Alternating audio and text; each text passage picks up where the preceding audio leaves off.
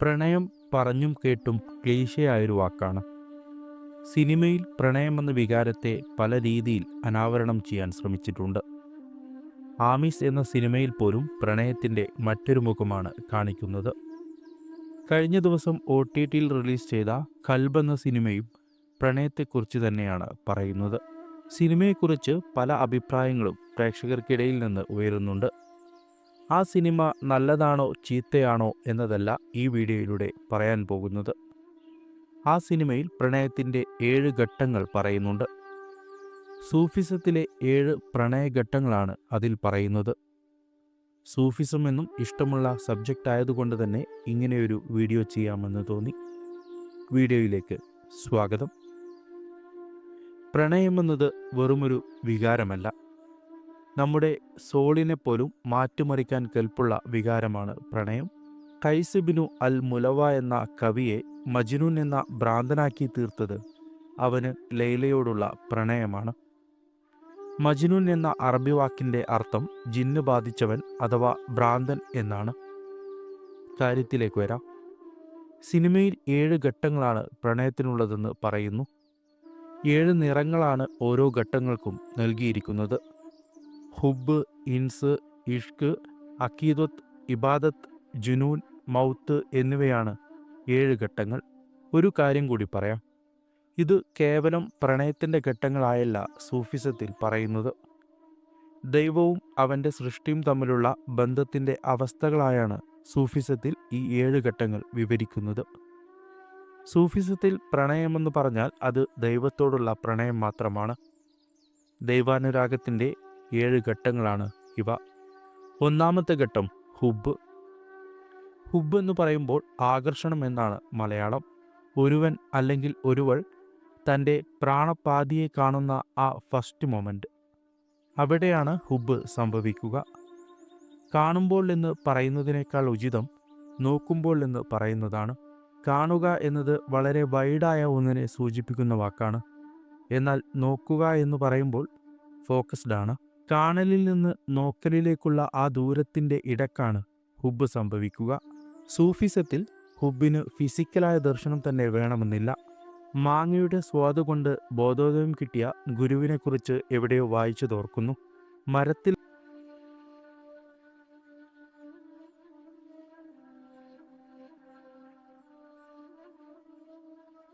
രണ്ടാമത്തെ ഘട്ടം ഉൻസ്. ഉൻസിൻ്റെ മലയാളം ഭ്രമം, ആസക്തി എന്നൊക്കെയാണ്. പ്രേമിയുമായി നമ്മൾ അടുക്കുന്ന ഘട്ടമാണ് ഇത്.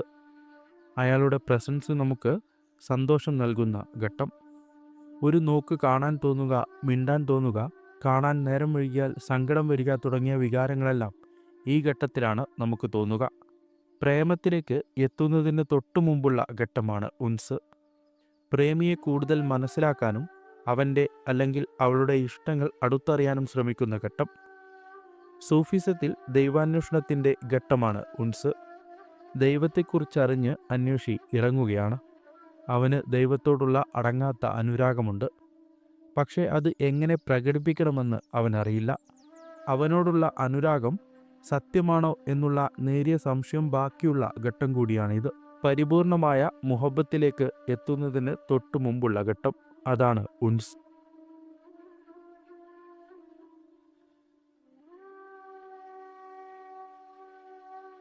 മൂന്നാമത്തെ ഘട്ടം മുഹബത്ത്. ഇഷ്ക് എന്ന വാക്കാണ് മൂന്നാം ഘട്ടത്തിനായി സിനിമയിൽ നൽകിയിരിക്കുന്നത്. എന്നാൽ സൂഫിസത്തിൽ ശരിക്കും മൂന്നാം ഘട്ടം മുഹബത്താണ്. മുഹബത്തും ഇഷ്കും വ്യത്യസ്തമായ രണ്ടവസ്ഥകളാണ്. സൂഫി അവൻ്റെ പ്രേമഭാജനമായ ദൈവത്തിൽ വിലയം പ്രാപിക്കുന്ന അവസ്ഥയാണ് ഇഷ്ക്. അവിടെ 2 അസ്തിത്വങ്ങളില്ല, എല്ലാം ഏകമാണ്. വേർതിരിക്കാനാവാത്ത വിധം പ്രേമിയും പ്രേമഭാജനവും പ്രേമവും ഇടകലരുന്നു. ഈ അവസ്ഥയാണ് ഇഷ്ക്. എന്നാൽ മുഹബത്ത് എന്നത് കേവലമായ പ്രേമം മാത്രമാണ്. അവിടെ പ്രേമിക്കുന്നവനും പ്രേമിക്കപ്പെടുന്നവനും രണ്ടും രണ്ടാണ്. ഈ ഘട്ടത്തിൽ പ്രേമിക്കുന്നവൻ്റെ സ്വാർത്ഥമായ എല്ലാ വികാരങ്ങളും ഇല്ലാതാകുന്നു. ഗീവിംഗ് സ്റ്റേജ് എന്നാണ് സൂഫികൾ ഈ ഘട്ടത്തെ വിളിക്കുന്നത്. ഒന്നും സ്വന്തമാക്കാൻ പ്രേമി ആഗ്രഹിക്കുന്നില്ല, എല്ലാം വിട്ടു നൽകുന്നു. പ്രേമിക്കുന്നവൻ ഒരു കണ്ണാടി മാത്രമായി മാറും. അവിടെ അവൻ്റെ പ്രേമഭാജനത്തിൻ്റെ രൂപം മാത്രം നിറയും. പ്രേമം ഒരു വികാരമല്ലെന്നും അത് ഒരു സ്റ്റേറ്റ് ഓഫ് ബീയിങ് ആണെന്നും പ്രേമി തിരിച്ചറിയുന്നത് ഈ ഘട്ടത്തിലാണ്. പ്രശസ്ത സൂഫി വനിത റാബിയ പറയുന്നുണ്ട്, ഞാൻ എൻ്റെ നാഥനുമായി പ്രണയത്തിലാണ്, അതിനാൽ തിന്മയെ വെറുക്കാൻ എനിക്ക് സമയമില്ല എന്ന്. അവർ പ്രേമം തന്നെയായി മാറുകയാണ്. അവിടെ വെറുപ്പിന് സ്ഥാനമില്ല, ആരോടായാലും. 4-ാം ഘട്ടം അക്കീദത്ത്. വിശ്വാസം എന്നാണ് അക്കീദ എന്ന അറബി പദത്തിന് അർത്ഥം. വെറും വിശ്വാസത്തെ അക്കീദ എന്ന് പറയില്ല. സംശയത്തിൻ്റെ ഒരു കണിക പോലും ബാക്കിയില്ലാത്ത വിധം ഒന്നിനെ വിശ്വസിക്കുന്നതിനാണ് അക്കീദ എന്ന് പറയുക.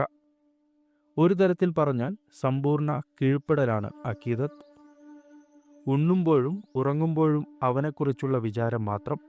ഒരു പ്രശ്നവും തന്നെ ബാധിക്കില്ലെന്നും എല്ലാത്തിലും തൻ്റെ നാഥൻ തുണയാകുമെന്നുമുള്ള പൂർണ്ണ വിശ്വാസം. യുക്തിക്ക് യാതൊരു സ്ഥാനവും ഇല്ലാത്ത ഘട്ടം കൂടിയാണിത്. 5-ാം ഘട്ടം ഇബാദത്ത്. ആരാധന എന്നാണ് ഇബാദത്ത് എന്ന വാക്കിനർത്ഥം.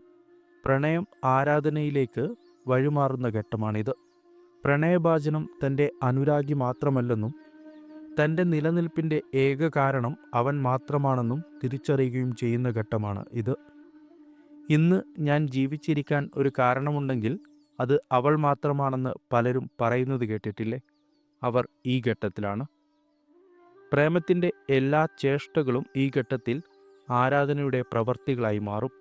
പ്രേമിയുടെ കൂടെയിരിക്കുന്ന ഓരോ നിമിഷവും താൻ പ്രാർത്ഥനയിലാണെന്ന് പ്രേമിക്കുന്നവന് തോന്നും. അഥവാ പ്രാർത്ഥിക്കുന്ന ഓരോ നിമിഷവും താൻ പ്രേമിയോടൊപ്പമാണെന്ന് തോന്നും. കാണുന്ന എല്ലാത്തിലും അവൻ്റെ സാന്നിധ്യം പ്രേമി തിരിച്ചറിയുന്ന ഘട്ടം കൂടിയാണിത്. 6-ാം ഘട്ടം ജുനൂൻ. ഭ്രാന്ത് എന്നാണ് ജുനൂൻ എന്ന വാക്കിന് അർത്ഥം. പ്രേമം പ്രേമിയെ പൂർണ്ണമായും വിഴുങ്ങുന്ന അവസ്ഥയാണിത്. സ്ഥലകാലബോധമോ സമയബോധമോ ഒന്നും പ്രേമിക്കുന്നവന് ഈ അവസ്ഥയിൽ ഉണ്ടാകില്ല. ഇച്ചമസ്താൻ, സിറാജ് ഔറംഗാബാദി, സർമദ് തുടങ്ങി നിരവധി സൂഫി വര്യന്മാർ അർദ്ധനഗ്നരോ പൂർണ്ണനഗ്നരോ ആയി പട്ടണം ചുറ്റിയവരായിരുന്നു. അവർ നഗ്നരാണെന്നുള്ള ബോധം അവർക്കുണ്ടായിരുന്നില്ല. അവരെല്ലാം ജുനൂൻ എന്ന അവസ്ഥയിലായിരുന്നു.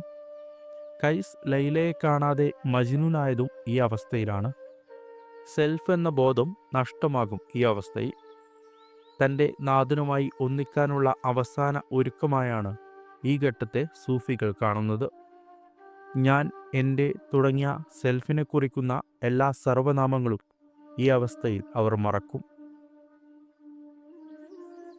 അവസാന ഘട്ടം മൗത്ത്. മൗത്ത് എന്നാൽ മരണം എന്നാണ് അർത്ഥം. ഫിസിക്കലായ മരണമല്ല മൗത്ത്. ഈ പ്രണയയാത്രയുടെ അവസാനമാണ് മൗത്ത്. തൻ്റെ പ്രണയഭാജനവുമായി ചേരുന്ന ഘട്ടം.